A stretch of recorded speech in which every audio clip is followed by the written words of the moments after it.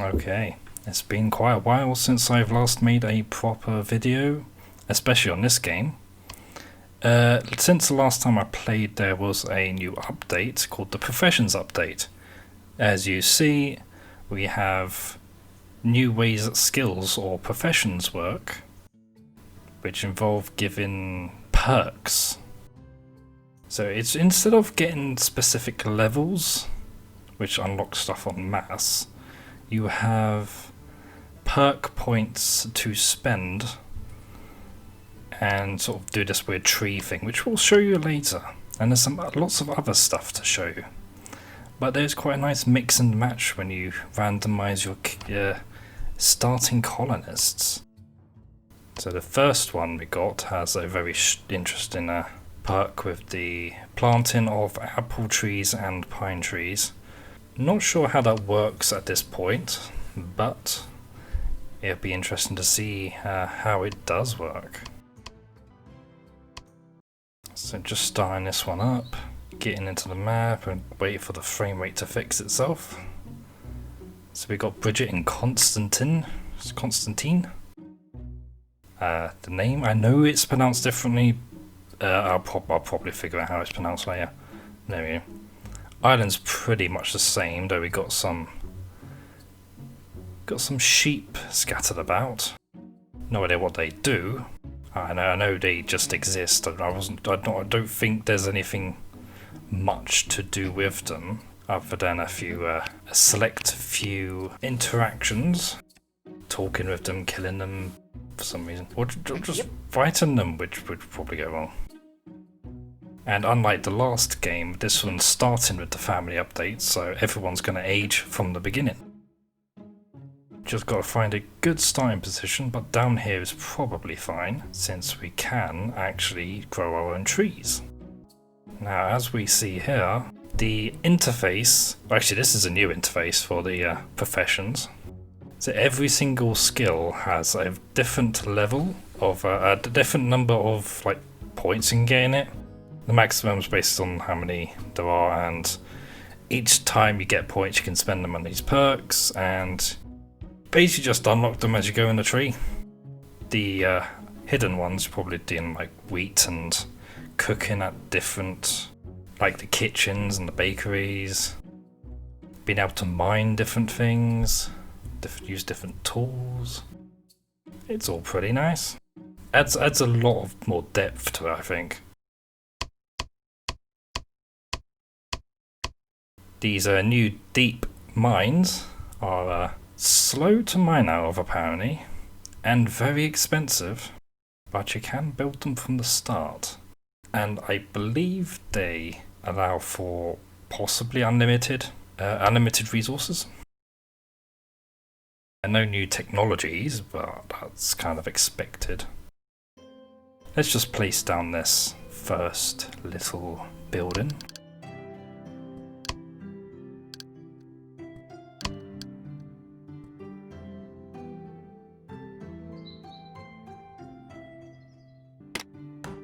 Might as well build the bonfire now anyway.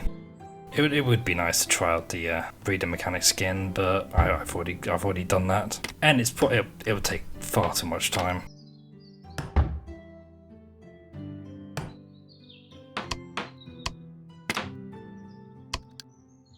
Clearly I don't have enough wood to start off with, so I'll just sort that out first. Trying to figure out how to set everyone's profession. There used to be an option just select it from the menu, but you can just select a tree and do it from there. Yes, I know I need a book stand, thank you very much.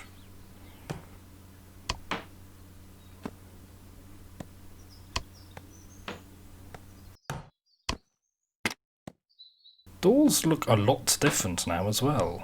Much better designs.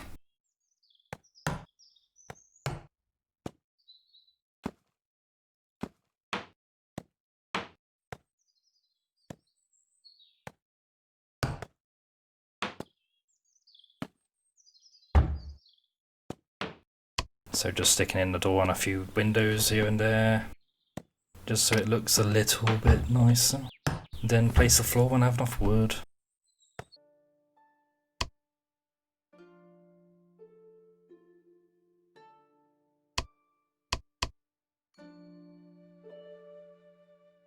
So just like before, you get some more experience. Though this seems like an interesting way to assign professions to colonists. Seems you assign a number of stars based on the priority you're looking for, which basically, and I found out this later, it's most stars is the highest priority profession which they will most likely go to do first, and then if they can't do that, they will go to the next one down, if there is one. Otherwise it'll just be idle. Yeah, it's pretty good because it gives it a bit more flexibility. It's basically what colonists do when there's like nothing to do. Like if you've got a farmer in the winter, someone who's a farmer, don't have to change what they do in the winter if they've got something else they can do.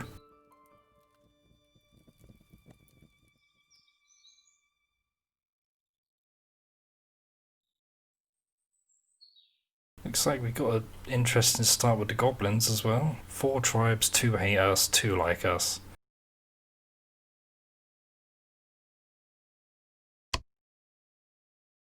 The ones which dislike us, there's a big one.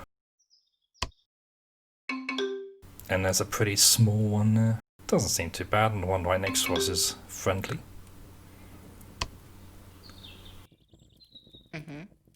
Of course, I need to fulfill their expectations to get a bet before I can get anyone else. But it is approaching night time, so I should start placing some of those.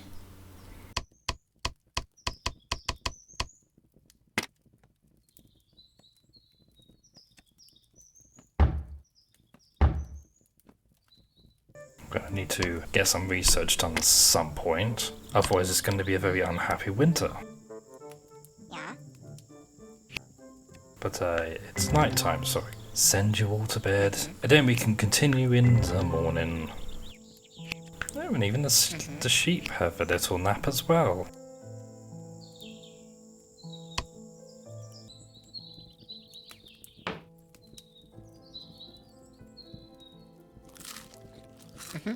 Yep.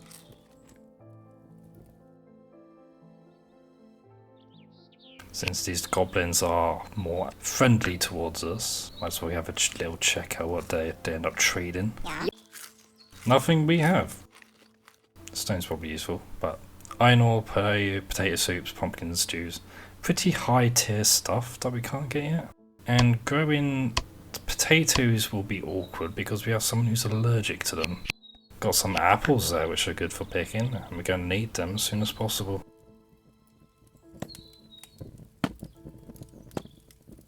Going to want to fulfill their expectations pretty soon, their wishes, make them more satisfied. Good way to start off is any wishes they have which are mutual.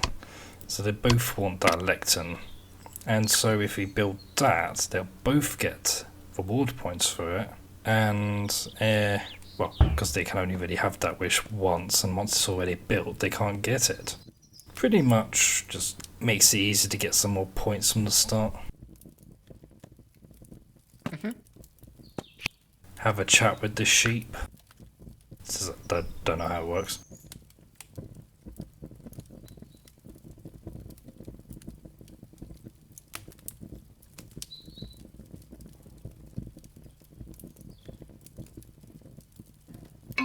Yes, I need crystals. This sheep seems pretty disinterested. No. What is this? What is this human saying? Anyway. You're gonna have to give them a bit of a communication. So I had a comment on an older video of mine from this game. It's some issues with the relationships. So you want to start off by impressing them if you can. That way any of the pluses are much stronger. Do a risky joke, which has a chance of failing, but the reward for doing it is huge. There's also That's also for talk, but talk for food is a good alternative to use, which has a much higher chance of succeeding. I haven't seen it fail, so it might not fail. But when it's done, the relationship goes up a fair bit, but both colonists get a bit hungrier. Yep. Once you've gone up a stage as well, you can't go up to the next one until a few minutes pass, 10 minutes pass. So you want to sort of start off at some point rather than leaving it. Especially if they can like automatically engage each other and low chance just annoy each other. But no, once you get the ball rolling, it's off to a pretty good start. Just got to keep in mind the fact that some colonists have a negative tendency towards one another. That doesn't mean that you're not going to make them friends. It just makes it a bit harder for that. So you'll just want to keep a close eye on them, but I wouldn't recommend trying to play matchmaker with them. Just checking when the next colonist is. It is conveniently in the next few seconds. And here we are. So let's just accept him into our colony. Hopefully the sheep don't scare him off. I don't trust them. They're a bit sinister.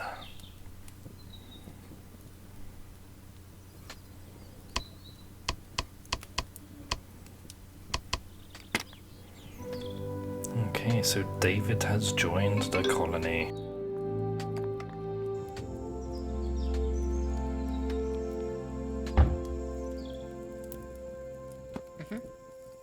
He's a xenophile and he wants a job because, well, he's not doing anything for now. But since he doesn't seem to have any specializations, just give him something simple to do.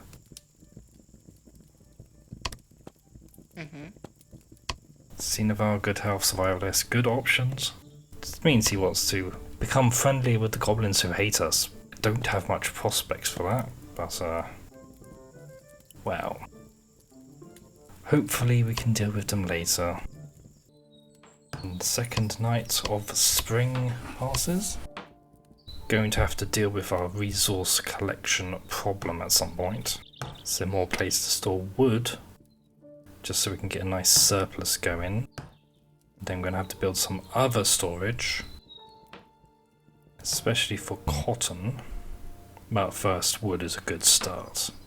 Since wood's pretty much used for everything. We're going to need a lot of cotton storage, mind, because cotton is, well, you don't get a lot of it per plant, and each thing you make with it, like the clothes and all that, uses quite a lot. So just something to bear in mind for later. Since there's not much going on, it's probably a good time to do some decoration.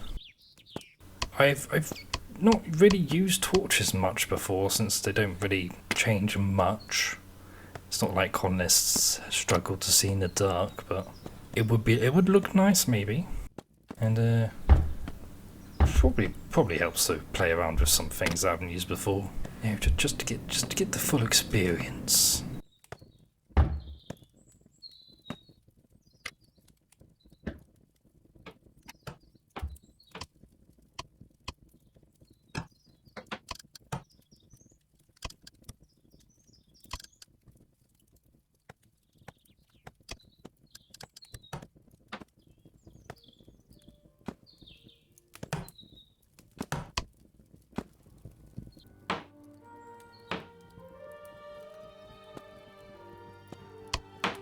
A little playing around with those paths just to see what looks alright. Then stick in a staircase to go up to a second floor. It'd be a bit more expensive wood-wise, but we have plenty of that around. And it'll be a lot easier to just build storage, really.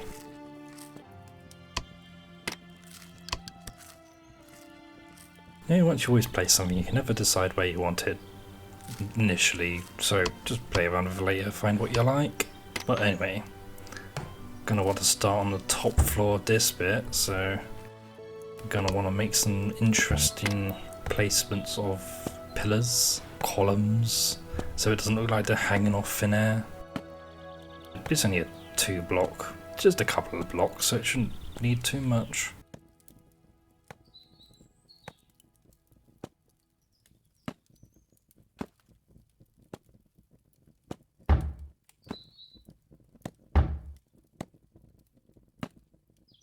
Then you're just going to want to build your floorways upstairs.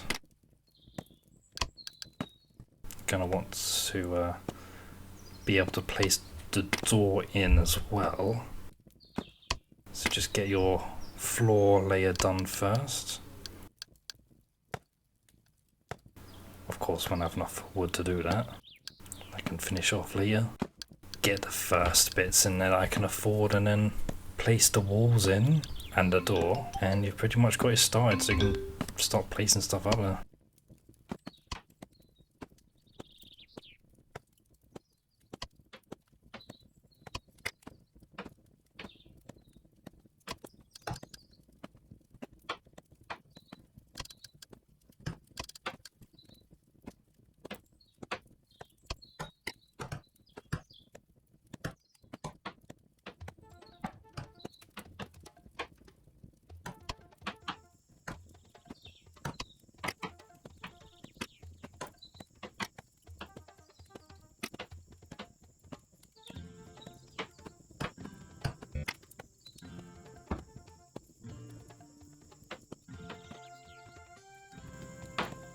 There we have a very good spot for a few cotton storage items. Especially since they don't really take much cotton themselves, and you only have 40 capacity to start off with.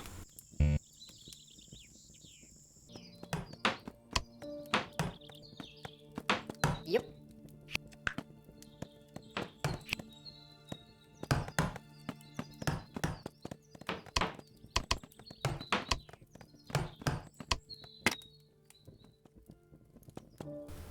I could leave the floor half done, but the existence of the roof does sort of leak into the room itself a bit, so I might just, finish off this level and just build like a full second level.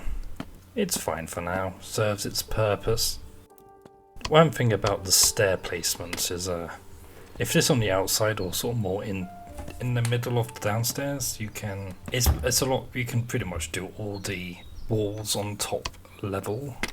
Otherwise you're going to have to do some sort of weird scaffolding thing to reach walls that your colonists can't build, because they can do floors from the floor under, but they can't do walls from the floor under, or like they have to be right next to the wall.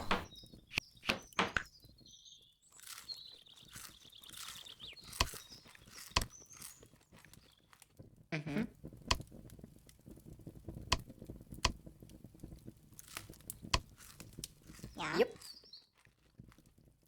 Mm-hmm.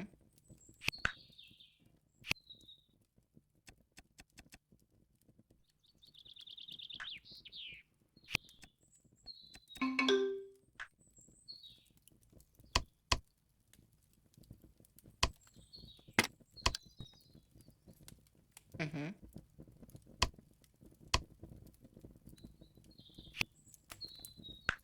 Since they got to want to be friends with each other, I just get them interacting, though it seems Constantine's a bit too hungry to be friends, so you can have a snack first.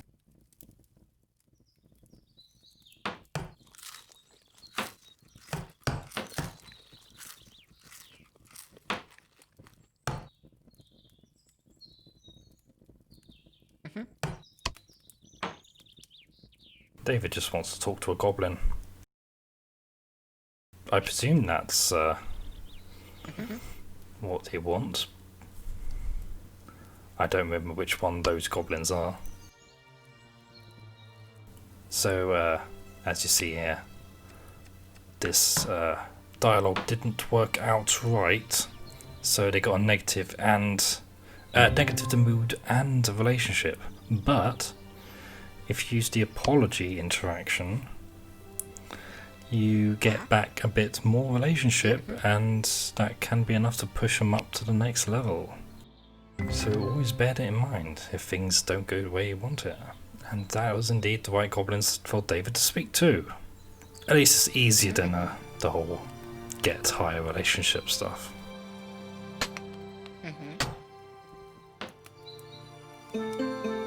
And there's our first trader arrival. So let's see what this guy wants. Yep.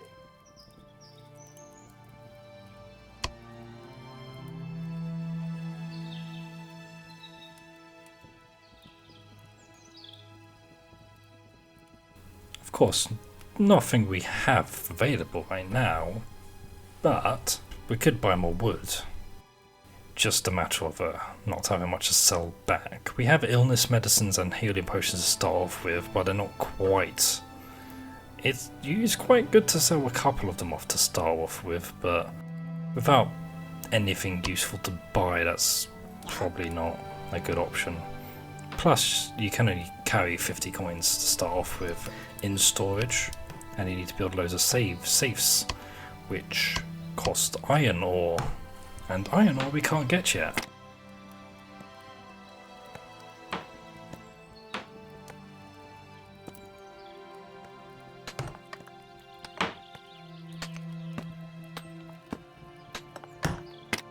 It's placing a couple of seats about so it looks alright.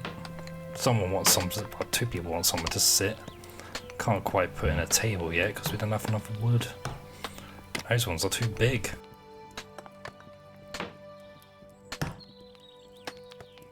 Just a couple of stools will do the job. And they're satisfied.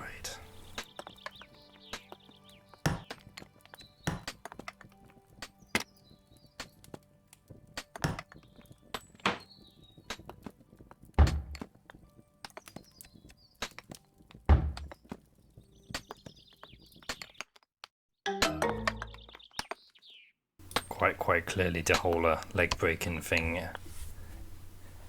It's expected when the only means to mine is to kick the rock itself.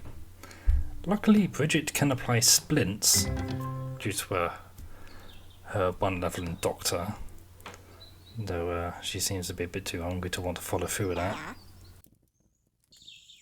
And because it's night time, they all want to sleep. But at least in the morning she can apply the splint to herself. Or maybe not. A failure, have to wait a little bit of time to start again. It's a shame because she's already got a limp, and now she's got her leg. She moves very slow. At least it's not broken though. I don't think colonists with broken legs can apply splints themselves.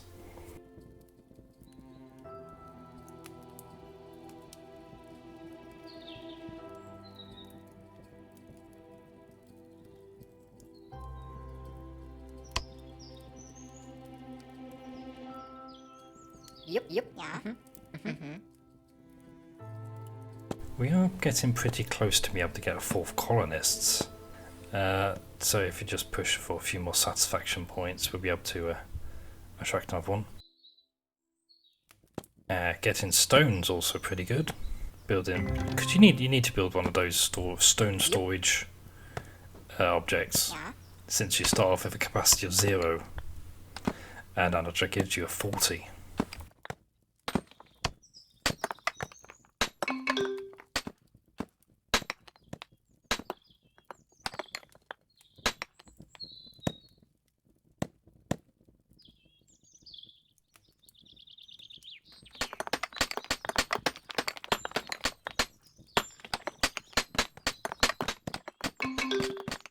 I'm going to start running out of food soon, so we're going to need to harvest some more apples.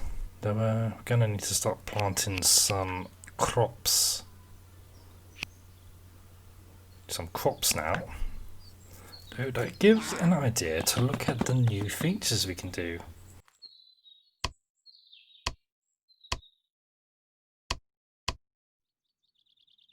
So we can grow apple trees and we can grow pine trees. And with the apple trees, we actually have a bit more control over where we place them. Unlike the wild ones, which they are pretty scarce. So we place a nice orchard amount, or like start off a little orchard and see how these work. So just like regular allotments, they need to be constructed to begin with. So just a soil layer. Then you're going to want to plant it just like any other plant, though it's more attached to the role of the forester rather than the farmer. The farmer would have to deal with picking them, but planting them, you need a forester. But I got a feeling apples will take quite a while to grow, so good time to plant a few proper plants in here. The tomatoes are a good start. Potatoes not, because of the allergy problem. If you just get a good couple of long rows outside, that's a good amount of food to make. Now if we try and plant these apple trees and then see what they actually need to be grown.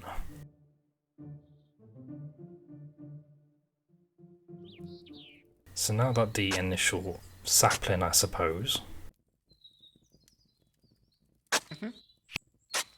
about 400 seconds to be able to care for it, so yeah, apple trees, you're gonna be at them for a long time. So I guess you're gonna want to make a good number initially so you don't have to wait till later on. A nice 4x3 block of trees. Gonna have a nice strong orchard grown in probably like a year. Yep. I wouldn't expect them to be ready by the winter. These are gonna be for next year.